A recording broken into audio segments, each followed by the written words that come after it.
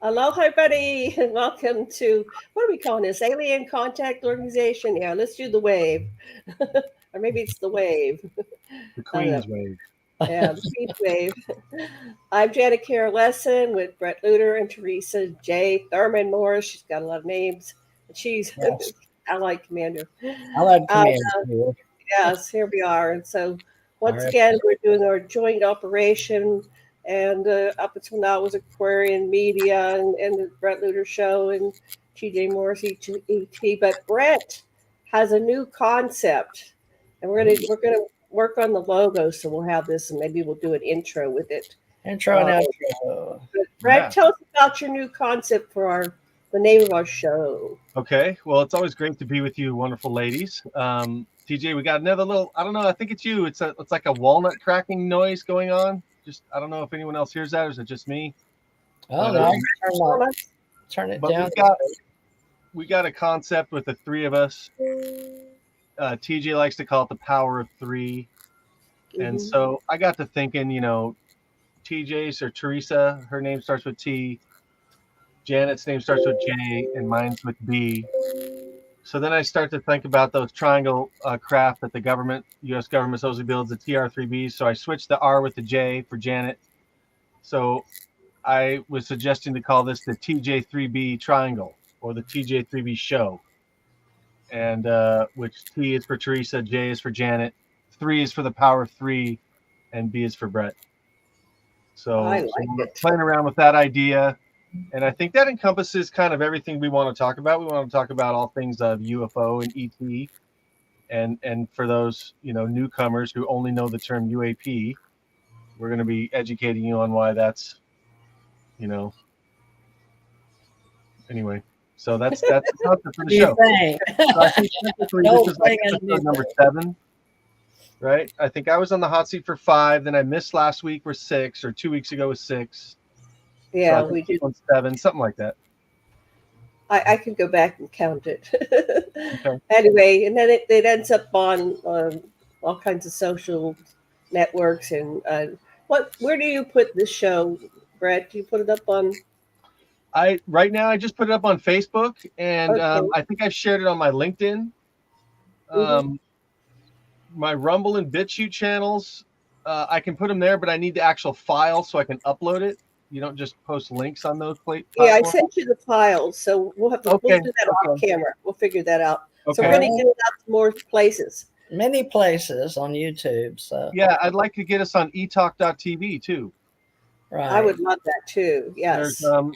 I know Vivian Chauvet's on there. Laura Eisenhower's getting on, one of her 3 shows is going to be on there, and I got my shows on there, and I think we would fit in great with this show over there. All I right. think so too.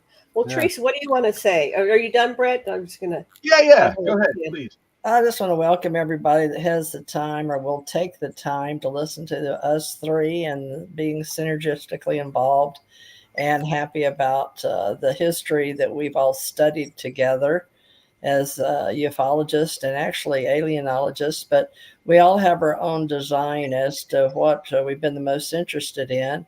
And Janet's been going to UFO Congress and Mutual UFO Network events for years and years, 20 or 30 years with her husband, read on and off with Victoria Jack and up in the Sacramento and Santa Clara area for years. And I've never been to one. I'm a virgin, and I have spoken at Mid South. Yes, Mid South Con, Yeah. huge conference in Memphis in 2016, which was where Stanton Friedman had spoken and asked me to help them get the paranormal arm going, which they didn't have when he spoke, really. But they've developed that through the years, and it's a very big thing. And so we're very happy to be part of that. But I haven't done that. I haven't been able to go there. But now that I'm closer to Memphis, I've moved from Florida to Texas. So maybe doing that one again. And then I did the Gulf in Navarre event, the metaphysical groups there. We had a big, huge event, and that's always ongoing in Pensacola, Gulf Breeze. So I was speaker there. So done 2 conferences, neither one being UFO related. And I understand we may be getting in contact on doing OBE and DE and consciousness events in the future. So we'll have to see you when we see you. And we are all authors. And I have an authors club organization, ACO Club, if you want to look me up on YouTube. So, and Theresa J. Morris, TJ Thurman Morris, TJ Morris on Facebook. So that's my little intro, Janet. And other than all my books are on Amazon and Lulu, if you're interested in the UFO background. So now we'll get started, I guess, because we've been building for those that do follow us. And some other people will be wanting to come on and express their areas. And we do the UFO Secret Space group on Facebook. But Janet, where would you like to begin? Well, before we start with, you're going to be on the hot seat this week, Theresa. We went Bret last time, so back to you. I wanted to ask Bret, what is this UFO PR? So it's about how public relations has controlled the narrative of UFOs from the very beginning in America, and then I think that the United States is if not the center, it's one of the centers of the control of this public relations campaign.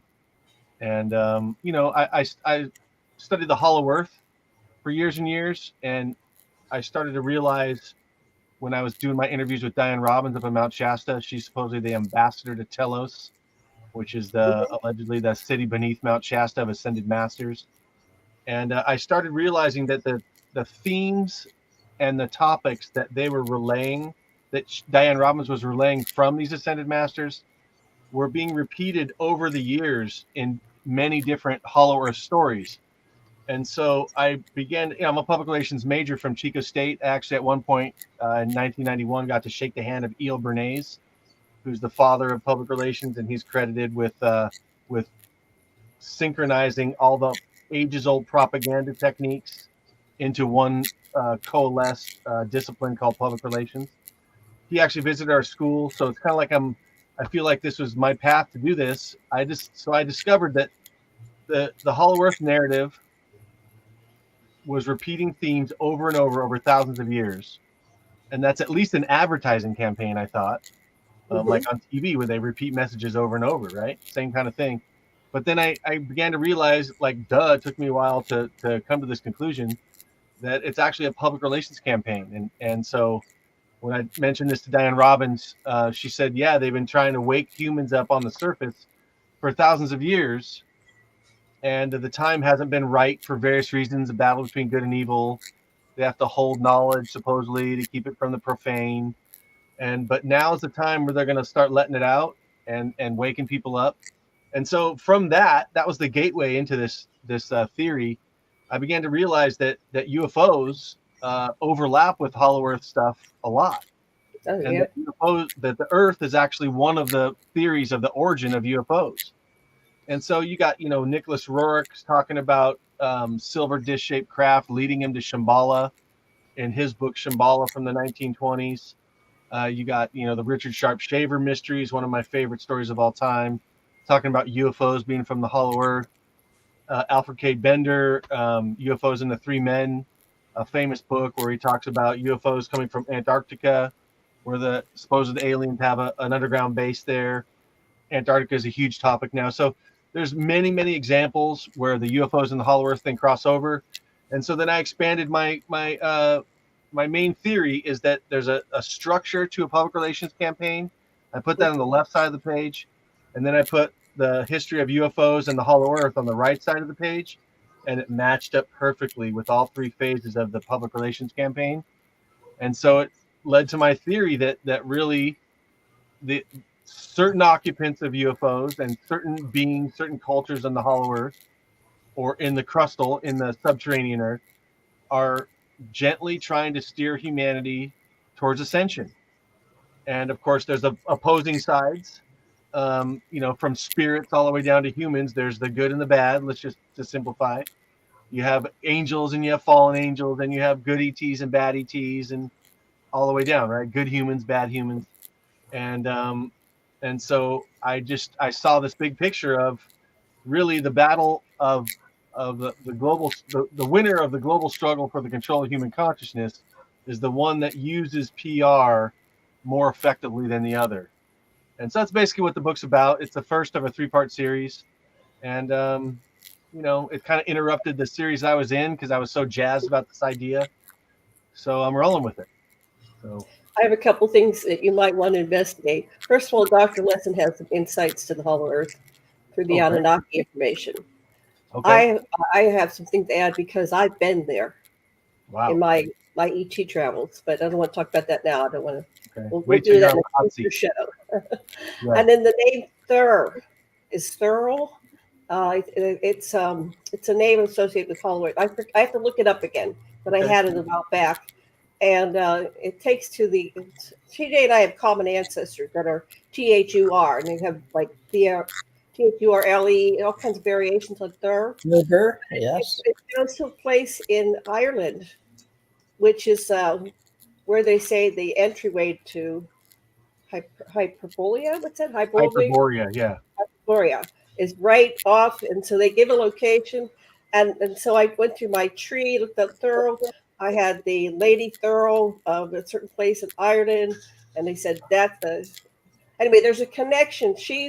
The third name is connected with Hollow Earth, but I don't think you know the connection to that. Maybe before you publish your book completely, see if we can figure out that piece. So It's not much really accurate. Yeah, investigation. but not on the air here. We'll do it privately. Okay, I appreciate that. Thank you. Yeah, thank you. Yeah. Well, I've been an investigator most of my life, but researching for books that in depth. My sister's gone to Ireland. I have not. I've been around Europe when I was investigating, and I did take the family tree back to Ireland and Norway. I did. So I do know we're of Nordic origin on the father's side. Mother's side was and went back as well to Bolton, England, and then way back before that. So, yeah, we're very old souls, I have no doubt. So, I'm very much into the believing that we come and go as we please or choose with those above that have more intelligence than we do. And there's various levels of existence besides that here on the planet, and that would be very I guess, ignorant to think we're the only people in space in the universe. So I'm a believer in many universes, not just this one. Plus my out of body and near death, and died many times. And being 72 now, I'm just beginning my next chapter in the next 25 to 50 years. So we'll see how long I live now. So Yeah, got a lot of books behind me already. You're just a child. Just a child. Brett, let's get us focused. Will you want to do the first question for TJ? She's on the hot seat. Yes, and I'll grab my list from last time. Just a little technical thing. There's that crunching sound going on, and I don't know where it's coming from. Janet, can you see it on your screen? Can you hear it? Okay, I'm just going to turn down my volume a little bit. I'll turn mine down more, but I don't hear it. So feedback. I don't know what he's talking about. Maybe it's me. I'm not sure. But when we go back and listen to the recording, you guys will hear it. You should, I would guess. Okay. Okay. So TJ, have you been to the Hollow Earth? Only in, I guess you would say astral. I've not been over to Mount Shasta other than passing through in a big truck. But when I was driving for 8 years, I passed Mount Shasta many times. But I haven't gone up to the mountain and climbed the mountain and over the fences and all that, although I did know about it, was asked to back when they allowed people back in the 60s and 70s. But no, I didn't actually go into the mountain. But I do feel like I have astrally projected there and had many lives while we do that type of work. But a lot of people don't know about ascended master work, or Harold did, and he believed he was the custodian of the physical reality. But in other realities, I have. The late, great Harold Bauman. Right. Yes. Okay, Janet? Oh, okay. So, Theresa, you've not been in the Hollow Earth. Let me look at my list of. Sorry, I would say that I have in other realities, but not in the 3D physical, this physical body, but in other bodies. Yeah. Well, it's very interesting how we go places, but that could be a whole show in itself. Yeah. Like the I was difference just going to between say maybe a little more elaboration on that. What do you mean by other bodies? And are we living different timelines? Is that what you mean? Or Well, there different can be dimensions? dimensions, it can be timelines, it can be your astral body is the easiest way to say we travel, but I've had many times when I've been in my spiritual journey and been taken out, just like you'd have past life regression.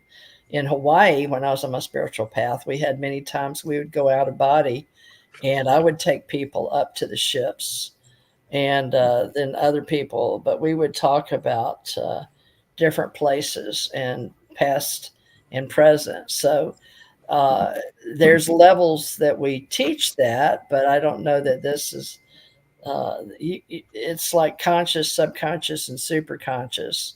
But then, just like you show people how to go back in time and find themselves, we also go forward in time, but we also travel together. So it's part of metaphysics and esoterics. Many groups do it. I haven't done it since I left Hawaii. I was asked to teach in Pensacola, so I only started, and things happened, and I had to back out of those classes over there at those metaphysical stores. But it takes a while to get people through various levels of their conscious, subconscious, and superconscious to travel and do that type of work as a group. I'm sure it's very teachable. I started back with in Hawaii for Dr. Sturgis, Laura Sturgis, and then I took some people over to the planetarium and taught them about how you could take a pin and stick it through to Africa. Just different little things. They didn't know they were sitting down to go through the earth. Simple things like that, teaching them wormhole travel. So, just teaching different groups, but these people were relatively advanced in our spiritual community that we're trying to build again. So we'll have to start at 101, ufology 101, to start that. I just share. I would go out of my crown chakra. This is from when I was a baby. I mean, I still travel there. It calls me. It's like a part of, like a home to part of my soul. But I would go out of my crown chakra and I would walk down in my home, down the steps, and through the living room, and through the dining room, and through the doorway to the kitchen, and down to the basement. And opposite there was a big furnace back then, and at the opposite there was a hole. There was a hallway, a hole like a crawl space. But when I went to go down it opened up. It was like a portal, a stargate, and I started going down this long uh, stone walkway that hugged the side. It was like there was no barrier. If I would slip and fall, I would go into the abyss. But I would hold the wall and walk down, and then I'd come to a big place, a big open space with these huge what do you call them? Oh, they were like the barrels of wine or something. I didn't know what they were. They were gigantic. They were size for giants. Anyway, there was a whole thing that I go through every single time, and I seemed to have no control. It was like I was being called, and I kept going all through my childhood. And someday, I'll do a little commercial there. My brother said we're trying to save the family home that we got. My grandfather, actually my grandfather was born in 1871. So it's kind of weird, but sometimes you have a big span of the generations. And he bought the house in 1901 in Pittsburgh. And there's all these caverns under it, from what I remember. And I think if we could get in there with some equipment, we could, maybe do some examination and see if we could figure it, maybe the sonar or whatever.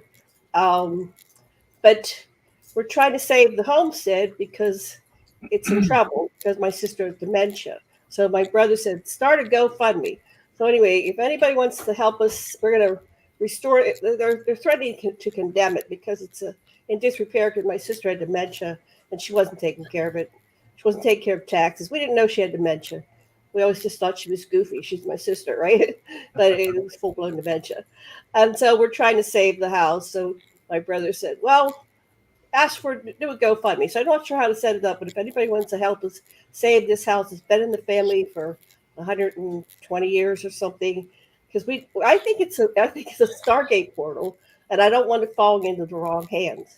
And then maybe we can get a team in there to investigate it. So I guess give Travis Taylor a call. Maybe he'll bring his group over there. My brother. When my brother comes up with an idea, I go, yeah. And so I'm not going to reveal the location right now, but if we can get some funding, we can go in there and save the house and we might get a Stargate there because. Boy, I had some big adventures growing up, and then I would invite my friends in. There was all these ghosts that would come. It was just a portal. It was just kind of like Skinwalker Ranch, I guess. But that was my house I grew up in. So Taylor's running an email, and I can get the Janet Lessin at Gmail, and maybe we can collaborate on this and get this going.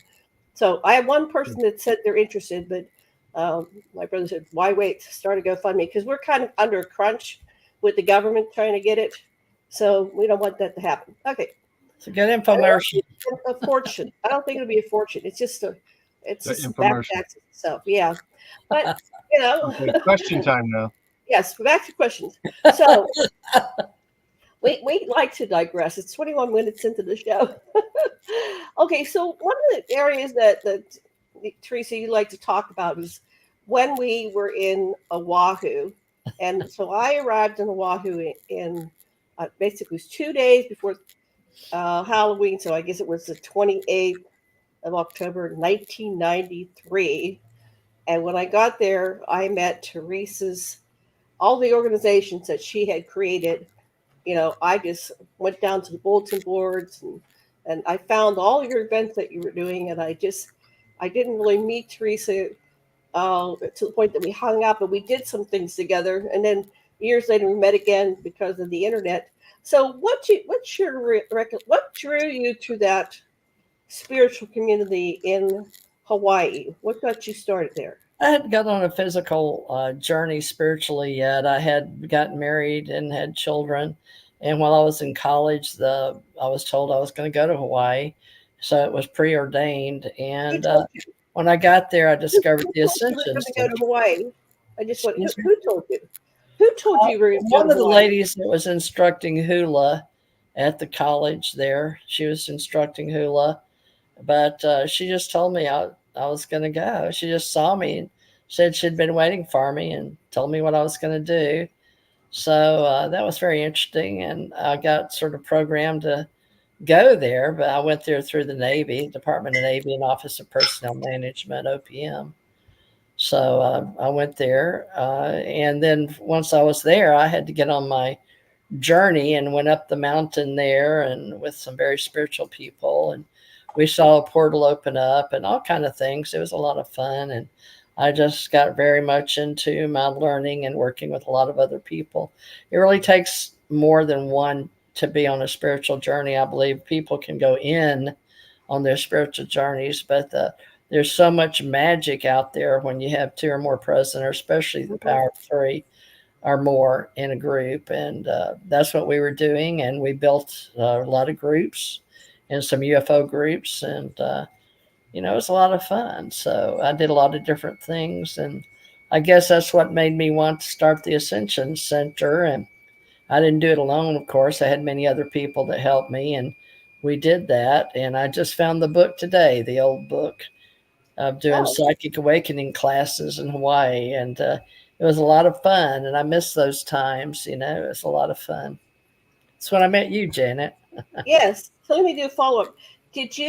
Was your spiritual center already there when you moved there, or did you help co-found it? Who started that?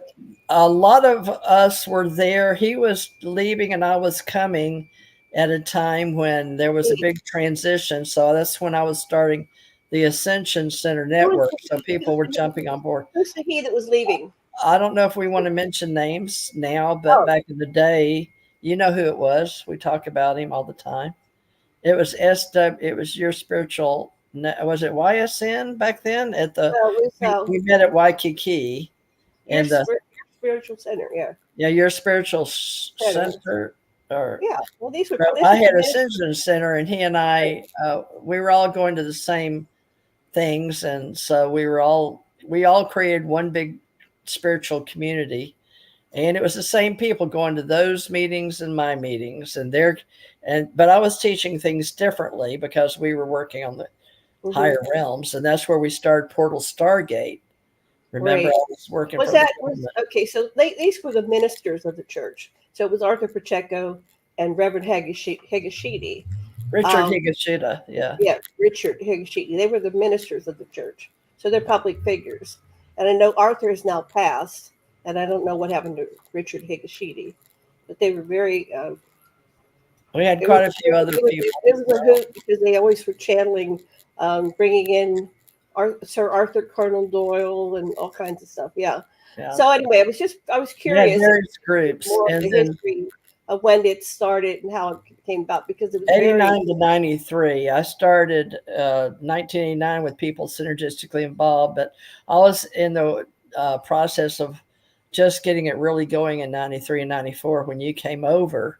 And so when you came down to the Hilton, Waikiki, or over there at Ward Center, or down with Robin down in Waikiki, we had several locations, but we pretty much knew, I pretty much knew all the psychics, or were training them in the bookstores or working with them. And it was all about getting people involved in using their higher consciousness back then. So we started the Ascension Center, and there weren't really books there. And there were people in California very interested in what we were doing in Hawaii. But, we can still do all of that. And it's really everything that they teach now, AI wise, or in the spiritual ascension age, is everything that possibly once was the New Age book area of the bookstores, right? And I don't know, before that, all the little bell book and candle shops they had. You see all the creepy ones in the movies, and I'm sure that you guys know of different ones, including Bodhi Tree in California, LA area. That's probably the most famous. But those, I don't even know if that's still here. I've heard it was. But you know what I'm talking about, those little bookstores before they had kids had the internet. I don't need Fred asked, he probably has a question, but I just wanted to do this line of, so back in the day, there used to just be like a row of books that were UFO books, and there was just, and paranormal, and there wasn't much. There was maybe 5 or 10 books in the bookstores, and now, it's a big thing with the, but let's have Brett ask you a question. Thank you for that. Series of responses. Thank you. Just a little segue. When I sprouted my antlers at the Bay Area UFO Expo starting in 1999 through 2010, and I saw all the big names came through there: David Icke, Jordan Maxwell, Michael Tessarian, Jim Mars, Nancy Red Star, William Henry before he got huge, all the UFO people, and arguably my most favorite, time. Every time it happened was going to GNR Books, and they would take up a whole like L-shaped corner of the vendor room, and I would spend hours going through the books that they had presented. They had hundreds of books out at one given time. I got to know Ginger and Robert, I think his name was, back then, and they would send me books. They'd recommend books for me because they had been there and done that. I think they were in their 70s, and they were just, I was so enthusiastic about it, and they were so enthusiastic about it, and we just resonated with each other. And bookstores, right? Yeah, I could get lost in bookstores, right? So you mentioned Ascended Masters earlier, TJ, and you mentioned Harold, right? And so for those who don't know Harold, his name is Harold Bauman. I met him in Chico, California at a law study group that he helped co-found because he felt that the government was going astray and that it was a spiritual issue and that people needed to wake up. And I didn't really get it at first, but at being in the group for a while and then meeting Harold and talking to him, I realized that was part of the Ascended Master kind of agenda. That it's like I was saying earlier, like it's a public relations campaign, that they're actively trying to move through certain people to spread information about raising your vibration, transmuting the negative energy, as Harold would say, with the violet flame, and this kind of a thing. But when I met you, TJ, you and Harold had known each other before on the astral plane. And, Right. and so from Harold and from you, I'm getting two different perspectives on this group that you guys were in, where you used to meet on the astral plane. Right. Tell us a little bit about that group and what it was doing. Whoa. Well, that's one of the groups that we had, and it's. I'm trying to think of the closest way to explain it to people. I'm sure we have a lot of remote viewers out there, but it's not remote viewing. It's actually psychic ESP connections that you can have and help others. And we had parapsychological groups around the world. And I'm sure most of you have heard of Dr. Leo Sprinkle. He was one of the ones that helped many, many people in the ESP community. So ESP was separate from UFOs, but it had its own groups of beings that were learning much more. And of course, in America, we were trying to stay ahead of the Russians. So it wasn't really the Stargate program or the Monroe Institute, right? Uh, it was before that, or maybe during the same time. But Harold and I, were old souls, we're prior military, but we had past, it's hard to explain. We had past lives together. And one of the people is very well known now and really promotes Andromeda, was one of the gentlemen. He's up there. I'm sure you know any name you can think of in the Andromeda world. May You want me to guess? Okay. Is it Alex Collier? Alex Goyer. He was one of them. And of course, before that, there are people, believe it or not, uh, it's hard to drop names, but very famous, well known people that were very highly respected and even some at the highest Mensa level. But it was a very select group. And there were people meeting all over the world that did this before we had the power of light all over. And one of the gentlemen was in Sweden, I believe, and other parts of the world. So what we would do is light up the world with those circles before we had all these internet connections. So we did this prior to that. And a lot of it was Ascension Master work. Those of us that have had death and dying experiences and had been on our spiritual journey so long that we had learned to come and go out of our bodies. I don't know if you'd say a bodhisattva or not, but we wanted to help other beings that have come and gone from all walks of other universes, and their children and their children and their children, so on and so forth. Younger spirits learn to come and go like we do now in these containers as human beings. So it was a mixture of various different spiritual entities that knew they were very familiar. The key word was tachyon energy back then. And we spin up and we spin down, or we spin left and we spin right. And that's how we wound up living in planets like this to help learn things that help turn all the universes and all the planets and everything else. So we were part of the system of energy and light, but we came and went and became teachers in various times. And Harold was very aware of that. He was tired of being here, I think, at the last. I'm He getting was, there yeah. myself. He was Don't very say that, disillusioned. TJ. Harold was very disillusioned about how politics were turning. And I Yeah. think he just, I was a little disappointed because I didn't get a chance to say goodbye to him. He just Yeah. wanted out, right? And so I don't think he told Yeah. many people. He just got with a lady that I think assisted him, but not in a Kevorkian kind of a way, just in kind of a prayer and energetic kind of a way. Harold made his intentions clear and just intentionally left this plane. Left his body. Yeah. Well, we're just He was passing through, all of us. We're all aliens, civilizations exist. And the whole ascension story is we are the authors of our own life stories while we're here.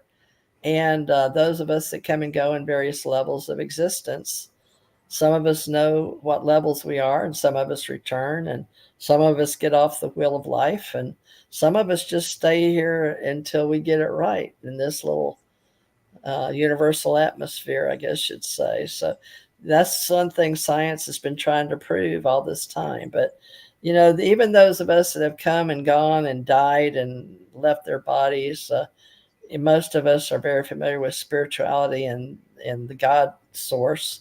And, it's, I guess, in a way, in a lot of religions, it's sacrilegious to say we are God, but what we say, God within. So we learned the proper way to speak about, the creator that was all before us. And from what I've seen in other spatial phase spacing timelines or trips or dimensions or universes, is that everything is made of the same source, and some of it just happens to be much more intelligent and much older than we are here.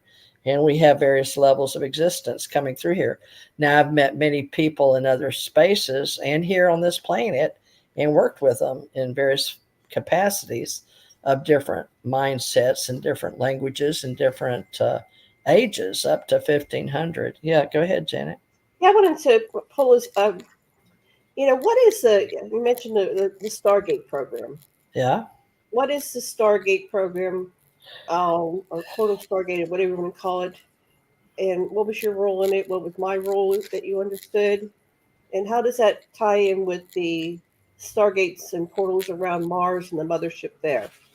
Well, that's a loaded question because everyone has their own idea of what the Stargate program was. How about your perspective, yours? Mine is that here on the planet, we were just educating people. But if you listen to the government's way of thinking, was to keep up with the Joneses or keep up with the Russians, because I truly believe that Russia had a better handle on it with what we call the Stargate program initiative in Central Intelligence Agency was the Monroe, but it was Stanford Research, SRI, and it started actually with the fact that we were studying the people, whether we wanted to know if there was a very well-known Russian that can move things. And so it started in Russia energy, and we wanted to keep up just like we did with Sputnik.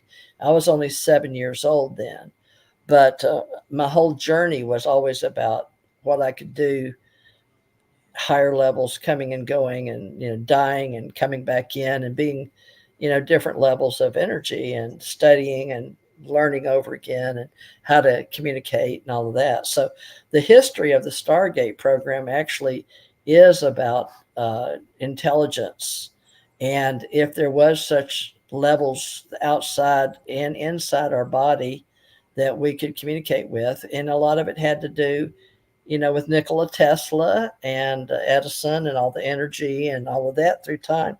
But really, it started after World War II, after we had the World War. And the aliens, of course, have always come and gone. And you know that from the stuff you remember back in the day. And when, we had, well, this is getting weird. I'm going into what Janet knows. Excuse me. Into what I know she knows. Narrow focus so we can get your piece of the puzzle. The Stargate program for me was the Stargate program for me was learning the education that's already out there. But at one time, it was a classified project. It's been called many things before Stargate and other things after. So the Stargate program, when you and I entered it in Hawaii, was just a public relations, like Bret talks about, is getting other people to do it in groups and to see what we could get going voluntarily. And you and I got involved with that, and they got involved in my people's synergistically. But Psychic Network, I think they were involved in people synergistically involved, and Spiritual World Network. Great. Any groups that had anything to do with psychic, and then later on NSA did too, because they were looking for psychic people. And as soon as I walked in the door, they said, "Hey, you were on the spaceship with us." So it was not very subtle. It was like, "Okay, here you are. You've showed up." It's like they put the call out for us, and we showed up, and we came to these things. But how were you recruited into it? when did you become aware that you were being recruited into this Project Stargate? Well, this was coming to a close when you and I were just involved in Hawaii, but it was still over there, and there were the gentlemen and men in black that were still educating people in groups. So you may not remember it, but you were involved in a program. But this was when they would bring people together with the same circle that we would do, that we taught, like the 13 skulls or the 12 Mm-hmm. were like a clock, and we'd all lay down and work certain minds together. And we were doing that. So you were being recruited to do that, to be one of the minds in the group. That's what I remember about you. Mm-hmm. And you didn't come the night that we had it, and the men in black did show up, but you didn't. And I don't know What why you was, didn't or where you when were. that was? Well, you were there in Yeah, Hawaii I with wasn't many like people. over. They didn't really tell me, by the way, you're part of this program. No, They no, were, no, that's not the way it's they done. were, It's just they to were follow just your like interest. inviting me to come to things, and it became aware that they were too interested in me personally, and it was Yeah. I became aware, but they were trying not to alert me to that, but that's how I ended up on Johnson Atoll. I mean, looking back, it was like, yeah, they were recruiting me, and then they ended up sending me to Johnson Atoll. But Well, they sent you back to the mainland. So we're trying to piece this together, Brett, well, that because was different. That was a Men in Black. That was an right. operation. I was But a it all case. started with Psy World seminars and your spiritual center. And then you had other things going on too. But it was all connected. And so that's why I was asking you, did you create your spiritual center or were you recruited into it? No, What, I'd started Ascension Center. okay. Okay, that was a And what separate. was that? What did that look like? That In was the name of a nonprofit corporation with other mhm. people. And we did that separate from your spiritual center. My name wasn't on the one with Richard Higashida. Mine Right. was, I was the president, CEO, and founder of They Ascension were Center. all connected. It was like a big Well, you web can of look it up in Hawaii. It's organizations. still in the Yeah. books over there. And I had Psychic Network separate. Now, the one that Dionne Warwick had with a blonde over there in California, they had to add a word. So they added something Psychic Network, Family Psychic Network, or Your Yeah, I Psychic can't remember. Network. Yeah. I remember that, but they made millions and billions and all that over there. But that's because I registered Psychic Network at the same event that they were showing up to do with me. And I already was in the, paying all the money to have Psychic Network in LA where they were. But I had Uh-huh. just come in and registered that, with the money people and Right. the Japanese and all that. So we had that, and we already had the flame retardant signs. And, we already, in other words, we were the first in commerce to use that. And it was before the internet, uniquely, think about it, before Windows 95. So the government and trademarking and all of that, we started learning about copyrights and using that type of information to spread it into profits and Mhm. nonprofits, non-government organizations. But when you go to events, you already need to already have, like we're doing now, branding and your trademark and your logo and your domain and all of that, which we do now. We help people do that regular basis. Well, we're getting low on time. I want Brett to have another chance. Go ahead, Brett. Your turn. Yeah, I'm just waiting for a pause. That's all. But thank you. Yeah. So I think the Russian you were talking about, TJ, was that Yuri Geller? Uri Geller was actually, I would say, the kingpin, or the government first believed somehow with the intelligence officers that were assigned. Now, that was different from the government contract that was given to SRI. But yeah, all the big names. I don't know if we wanted to mention them or not, but yeah, he was Okay. probably the first kingpin that had any real true psychic intention. And then one gentleman, well, there was several, and then of course the Army got hold of it, and you know about that, and Maryland Meade and Fort Meade, and the Army in the behind, and how they use that with the Army and all of that, and then all the names. Russell Targ, very well known, Right. him, Stanford and Research Institute, Russell Targ, right? Yeah, and so all of that is a whole arm of that. But see, the government doesn't always just have one arm. It's like Army, Navy, Air Force, Marines, right? Or NSA and CIA, right? And now we're going into intelligence, and now we have like what 16 and a woman over all 16, and the thing with the intelligence and it has to do with contracts and money and who's paying for it, and these people want this money for this contract and that contract, and of course it was all that uh, dealing back then highly competitive, and that's of course what Eisenhower introduced to the fact that the governments if you go back and look in time back after World War II is when all this really gets started with our competition of going into space with Russian Sputnik. But it all goes back to the space program, which, if you think about it, before that, it was still the ETs in charge. It's just how do we let people know, and how much do they want people to know, and how many groups out there in space want people to know at this Are level. the ETs still in charge? I would say that our DNA, with all the ones that are involved, we always want to think we're in charge. It's just like we always think the coming or the end of the world, and you hear those people come and go and preach it, over years, the empire. So there's always an empirical science, but there's also religion, right? You notice all the way through everything, we always had science and religion. Now, government, after Rome. So those three are the power of three.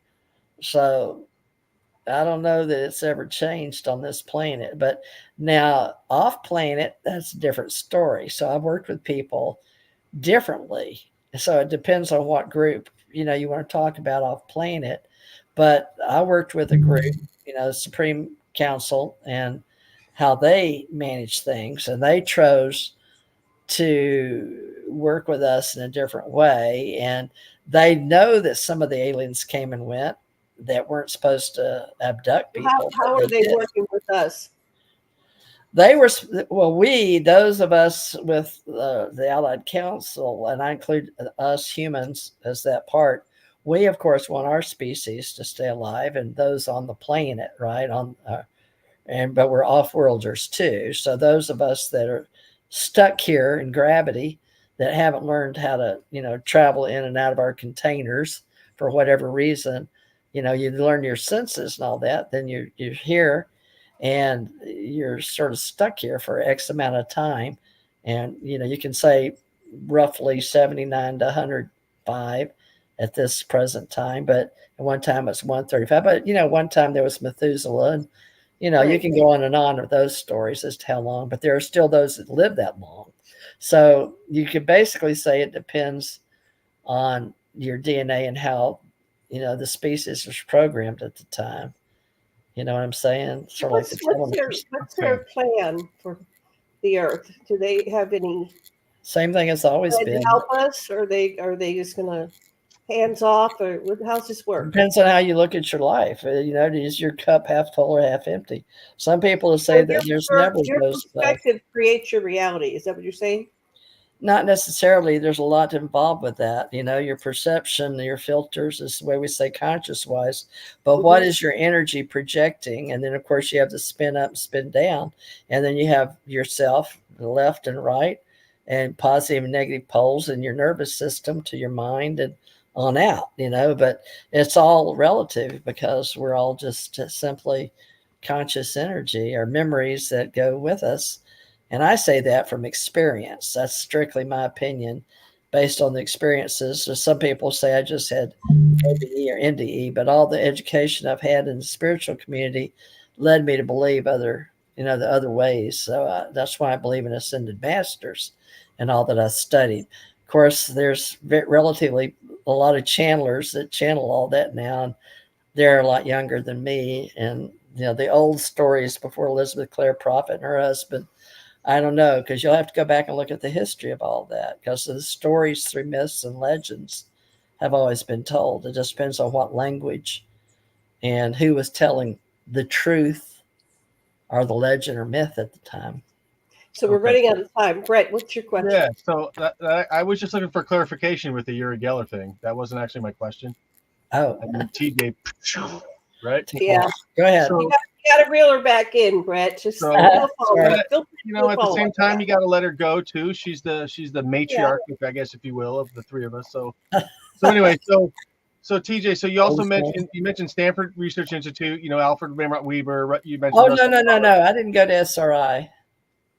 I know, but you mentioned it just a few minutes ago. Excuse me. That's all I said. And Harold Putoff. So they're all involved in consciousness. You also mentioned the Monroe Institute, and they're trying to get into hemisync, right? That was their way to kind of tap in so you could reach the potential of your mind. And so that's a government contract. You mentioned SRI was a government contract. And so here you have the government secretly working with ETs, maybe having contracts with ETs on various levels. The Grada Treaty might be the biggest, most well-known one of those. But my question to you is, given the track record of our government, especially, let's say, since World War II, we'll just start there. Can we trust the government if they're coming out now with, you know, Grush and Elizondo have been doing these PR press conferences in the last year? The Tic Tac thing, they're starting to release more videos.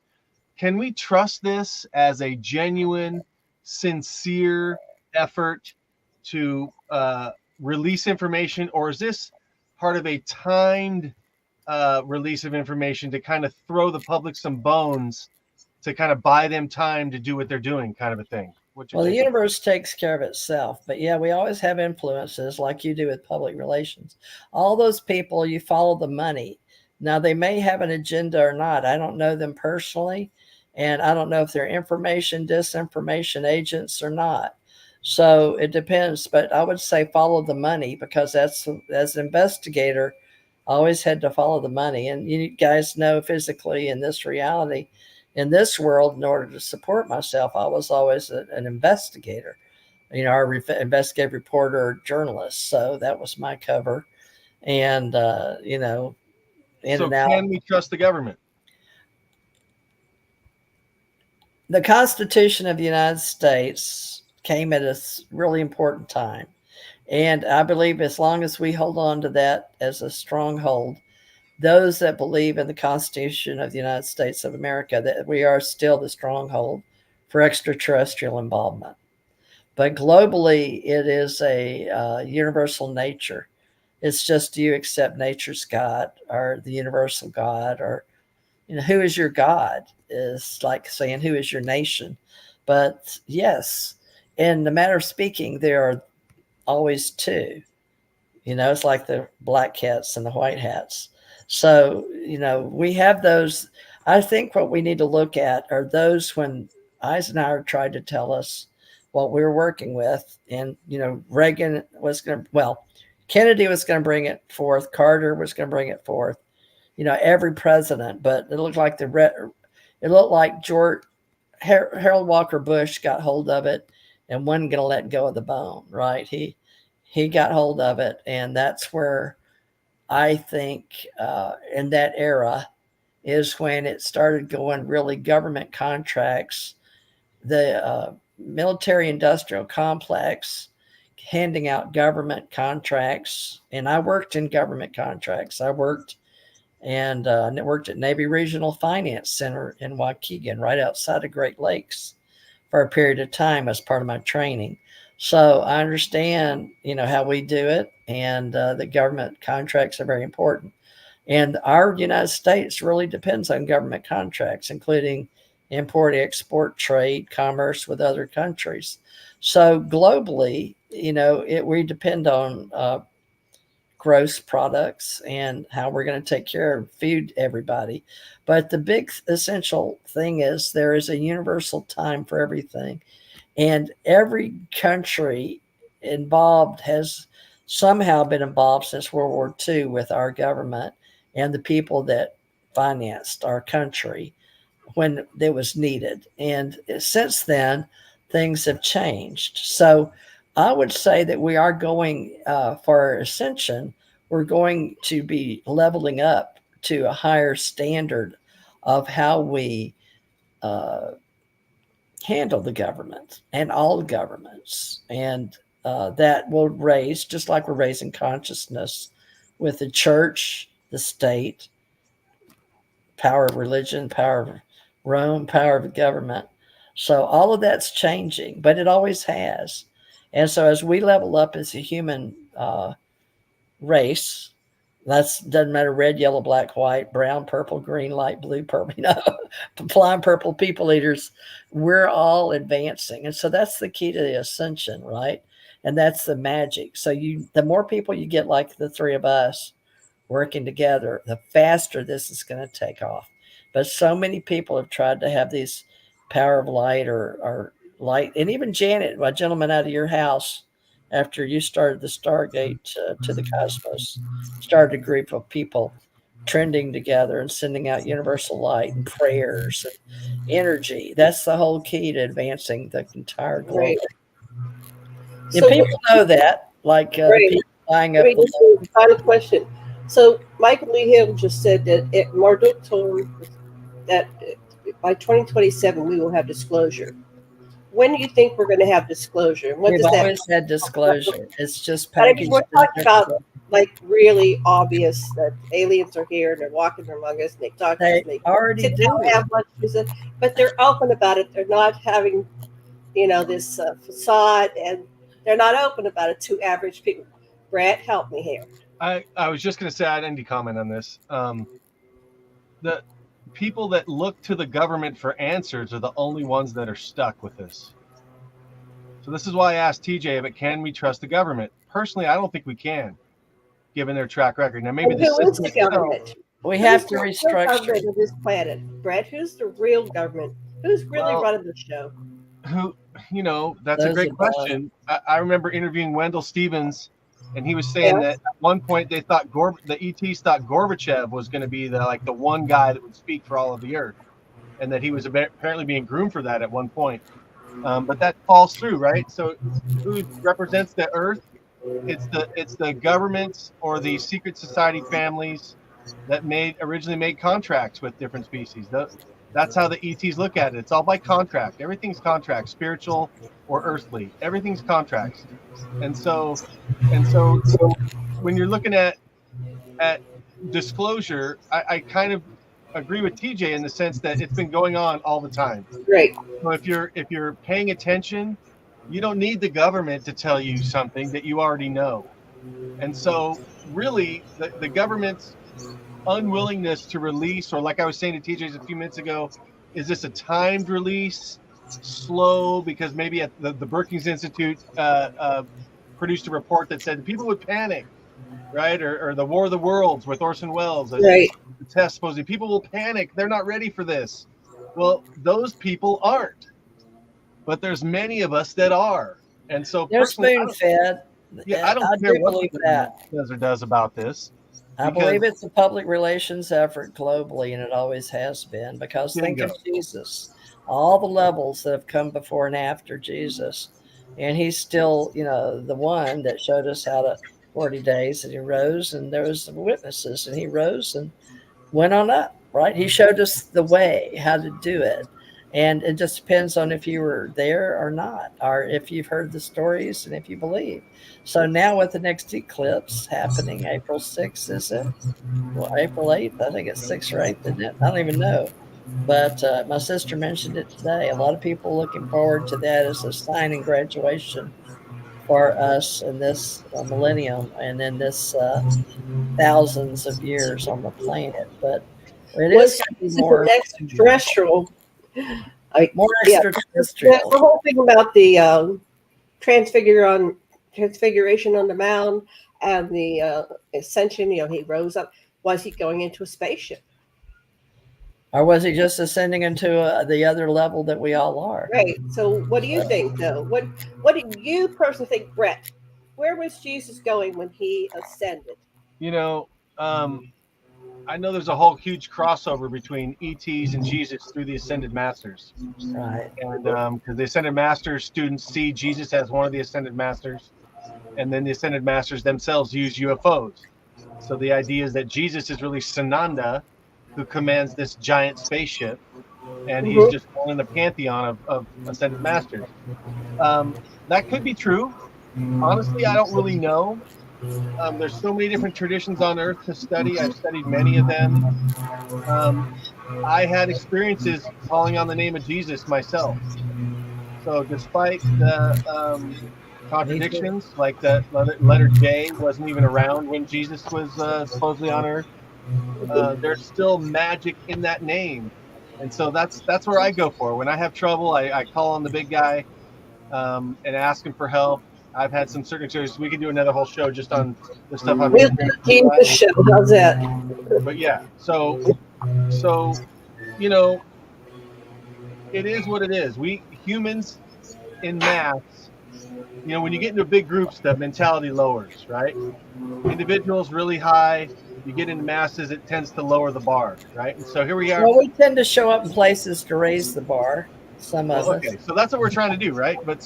Yes. So it's that lowered standard that created our government to begin with, right? I don't know that that's necessarily true. Well, okay, so the founding fathers, high. I agree with that, right? But once the government's formed, you have the masses now that are electing people, backing public education, which lowers the intelligence levels. Well, I would say that they knew about the extraterrestrials, and the extraterrestrials had a hand in that with the beings. Thomas Jefferson knew about Saint Germain, that's for sure, right? Well, in America. Okay, so anyway, so it's my contention that it's this lower state that really has created the government that's there. If we were all raising up where we need to be, our government would not look like it is right now. We wouldn't have a need for disclosure. We'd have abundance everywhere, and there'd be no wars and no pollution. We'd have clean technology, and this is something that I try to envision for myself and my family, my friends, and my community, for the world. And it's something that that I think we can only do ourselves, and we can't look to the government to do it for us. Well, we've had 0-point energy forever. It's just how do we see it? The government is a reflection of the people, not the other way around. Yeah, we're not a reflection of government. Well, that's an interesting statement. So how do we raise the consciousness of people? Because this reflection's not looking that great. We're educating people about how it works. And whatever side of the aisle you're on, it's not looking very good right now. So we have to educate people on how we have a democracy on this planet. How we all have one vote, we have one soul, we have one spirit while we're here. And that's all I think we're heading in the right direction, but it's painfully slow. We have to learn to work together. That's the whole trick of the extraterrestrial agenda. Not allow us to be divided by race, color, creed, right? Politics. We gotta stay together. So we're over time. Let's wrap this up. Okay. No, a final statement. No. Bret, do you want to do a final statement? Final statement for me or for us? For this show. For the show. We are the best show out there. You guys got to tune in and sponsor us in all of our endeavors as we try to make sense of this crazy world. And the TJ3B triangle will be coming at you more regularly. We're going to get a logo, maybe a little intro with some music, maybe a little outro. We're going to start having guests at some point, once we kind of feel our way through the three of us interacting. And I really feel big thanks for this show. And I appreciate everyone who's watching and is going to watch. So thank you again. We're gonna see you guys next week. And with that, TJ, Janet, always a pleasure. Allied Command salute. I like the Allied Command. Right? Is it the right hand or left hand? Right hand? Right hand. Right-handed. Cover my bases. There we go. Right. All right. TJ, final word from you. Just everybody, we hope we don't scare you away. We hope that you enjoyed what you're saying, and come back. You'll probably hear things here you won't hear anywhere else, or a different way to accept what is truth and what isn't. And it's all up to you. So take what you can, and if it works for you, we appreciate you joining us. And if it doesn't, well, leave it for somebody else to find. You never know. So we're going to have a lot of magic going on, what I call the unexplained mysteries of the universes. Plural, right? All of them. Right, so let's come back and do some more cosmos what is it, Janet? Stargate to the Cosmos with I did a the conference in TJ3B. 2018. Maybe I'll bring it back, but I need Yeah, the bring it back. regen machine. I need the regen machine. Yeah, Energy. Maybe It takes a lot of energy to put on a conference. it I does. really applaud those people that pull it off.